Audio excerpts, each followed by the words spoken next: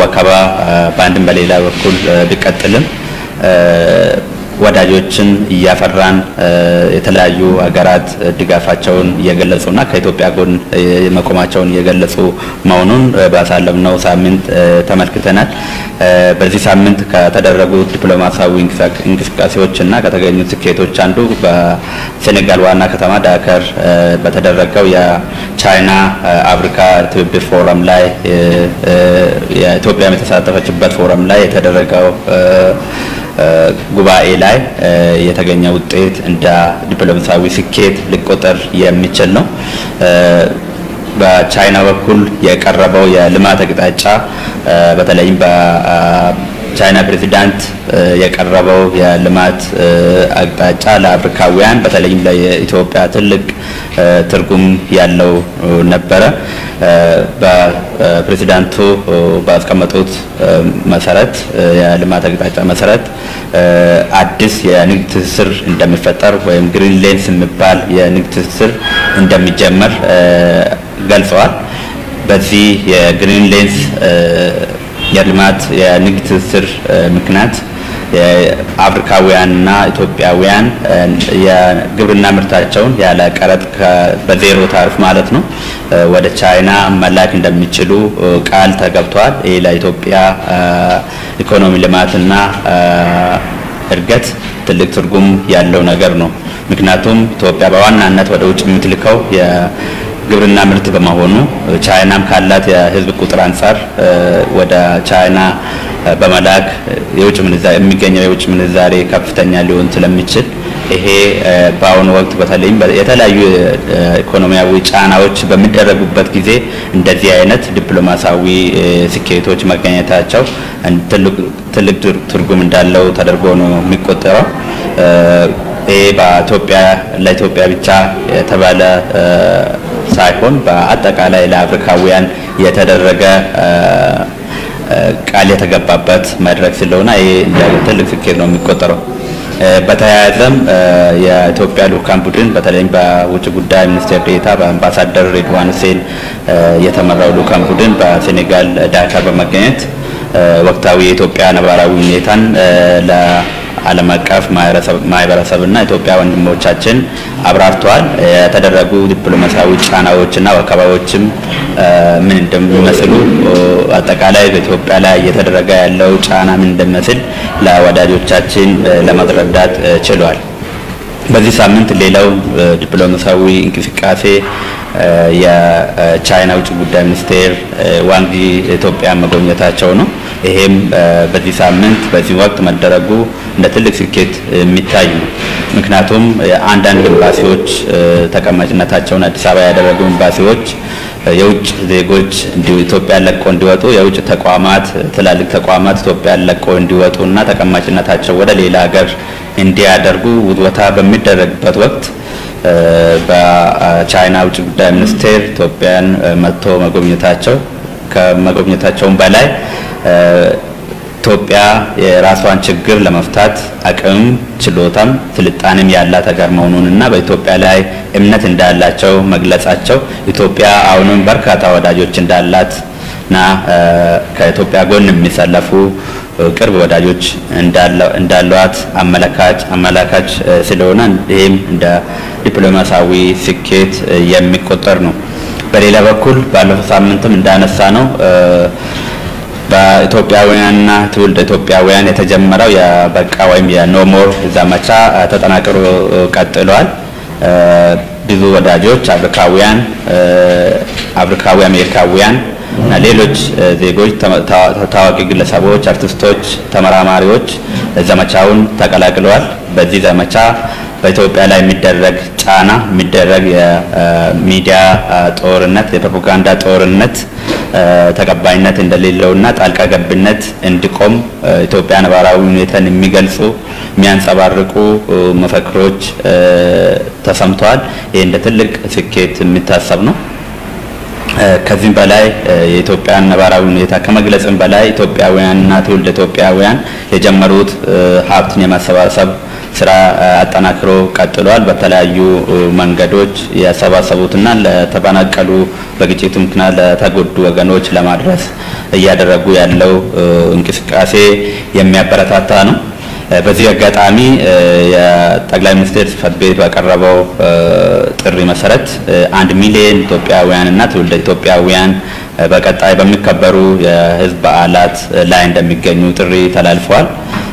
በዚህ በተለይም ገና፣ ጥምቀት የመሳሰሉት በዓላት ይከበራሉ። ኢትዮጵያ የምትገኘው በድል ማግስት ስለሆነ የተለያዩ ባሳለፍነው 3 ዓመታት የተለያዩ የቱሪስት መዳረሻዎች የተከፈቱበት ዓመታት ነበሩ። በተለይም አንድነት ፓርክ፣ ሸገር ፓርክ፣ እንጦጦ ፓርክ እና ሌሎችም የተጀመሩ ቦታዎች አሉ። በጠላት ተይዞ የነበረው የላሊበላ የመሳሰሉት ጥንታዊ መዳረሻዎች ከጠላት ነፃ ወጥተዋል። እነዚህን ቦታዎች መጥቶ እንዲጎበኙ ኢትዮጵያውያንና ትውልደ ኢትዮጵያውያን ብቻም ሳይሆኑ ወዳጆቻችን አፍሪካውያን መጥቶ እንዲጎበኙ አሁንም በድጋሚ ጥሪ እናስተላልፋለን። የጀመሩትን ሀብት የማሰባሰብና ኢትዮጵያውያንን የመርዳት ባህላችን የሆነው የመረዳዳት ተግባሩ ተጠናክሮ እንዲቀጥል በዚህ አጋጣሚ ጥሪያችን እናስተላልፋለን። ኢትዮጵያውያን፣ የኢትዮጵያ ወዳጆች፣ አፍሪካውያን ሁሉም በተደረገው ጥሪ አክብሮ ተዘጋጅቶ እንዲመጡ ኢትዮጵያን እንዲረዱ፣ ኢትዮጵያውያንን እንዲረዱ፣ ኢትዮጵያን እንዲጎበኙና ኢትዮጵያዊ ፍጹም ሰላማዊ መሆኗን ለዓለም የሚያበስሩበት ወቅት እንደሚሆን ደጋግመን ጥሪያችንን እናቀርባለን። ከዚህ ጋር ተያይዞ በዚህ ሳምንት ከተከናወኑ ተግባራት እንደሚታወቁት ግጭቱ ከተጀመረ ጊዜ ጀምሮ የተለያዩ የዓለም ተቋማትና አንዳንድ ሀያላን ሀገራት ግለሰቦችና መንግስታት ኢትዮጵያን ሲከሱበት የነበረው ጉዳይ የኢትዮጵያ መንግስት የሰብአዊ መብት ጥሰት ፈጽመዋል የሚል የአሸባሪውን ቡድን ጫጫታ በማስተጋባት በተለይም የዘር ጭፍጨፋ ተደርጓል፣ ጄኖሳይድ ተፈጽሟል፣ ረሃብን እንደ ጦር መሳሪያ መንግስት ተጠቅሟል የሚል ክስና ትችት ሲቀርብ ነበር። ይህንን መሰረት በማድረግ የኢትዮጵያ መንግስት የተባበሩት መንግስታት ከፍተኛ የሰብአዊ መብት ኮሚሽን ጽሕፈት ቤትና የኢትዮጵያ ሰብአዊ መብት ኮሚሽን በጋራ አለ የተባለውን የመብት ጥሰቱን እንዲመረምሩ ጥሪ አቅርቦላቸው ምርመራውን ፈጽሞ ቡድኑ ሪፖርቱን አቅርቧል።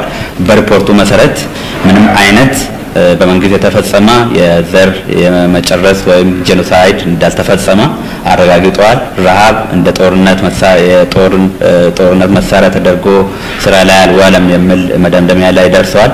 ሆኖም ግን የተለያዩ ምክር ሀሳቦችን ሰጥተዋል። አሉ የሚባሉ ጥሰቶች እንዲታረሙ ምክር ሀሳቦችን ሰጥተዋል። እሱም መሰረት በማድረግ በክቡር ጠቅላይ ሚኒስቴር አንድ ሚኒስቴሪያል ኮሚቴ ወይም የመርሃ ግብር አውጥቶ አንድ ግብረ ኃይል ተቋቁሞ የእርምት እርምጃ እንዲወስድ አሉ የተባሉት የመብት ጥሰቶች ካሉ የእርምት እርምጃ እንዲወስድ እቅድ አውጥቶ ወደ ስራ እንዲገባ ተደርጓል። በዚህ መሰረት ግብረ ኃይሉ ወደ ስራ ገብቷል። ይሄ የሚያሳየው የኢትዮጵያ መንግስት ለሰብአዊ መብት መከበር መጠበቅ ቁርጠኝነቱን ያሳየበት መሆኑን ነው የሚያሳየው። ይህንን ስናነሳ የተለያዩ የዓለም አቀፍ ሚዲያዎችና መንግስታት፣ ግለሰቦች ኢትዮጵያ መንግስት ለሚወስደው የእርምት እርምጃና ቁርጠኝነቱን ሲያሳይ ጥሰት አለ ብሎ እንደሚያስተጋቡት ጩኸት መንግስት የሚወስደውን ነገር መዘገብና ለመቀበል ዝግጁ ባይሆኑም እኛ ዜጎቻችን መብታቸው እንዲከበር እንዲጠበቅ ለማድረግ መንግስት ቁርጠኝነቱን ወደፊትም የሚቀጥል ነው የሚሆነው። ሌላው በሌላው አካል የሚጣሰውን የመብት ጥሰት የዘር ጭፍጨፋን በአማራ ክልል በአፋር የተደረጉ በኮምቦልቻ በደሴ በተለያዩ ቦታዎች በማይካድራ የተደረጉትን ሳያነሱ በሽፍታው በአሸባሪው ህወሓት የሚደረገውን የመብት ጥሰቶችን ወደ ጎን በመተው መንግስት ላይ የሚደረገው ጫና መንግስት ቁርጠኝነቱን እያሳየ በኢትዮጵያ መንግስት ላይ የሚደረገው ጫና ተቀባይነት የሌለውና እነዛ አካላትም ለመብት ጥሰት ሳይሆን የቆሙት ሌላ የፖለቲካ ዓላማና ግብ እንዳላቸው የሚያመላክት መሆኑን ከዚህም ድርጊታቸው እንዲቆጠቡ በዚህ አጋጣሚ የምናሳስብ ይሆናል።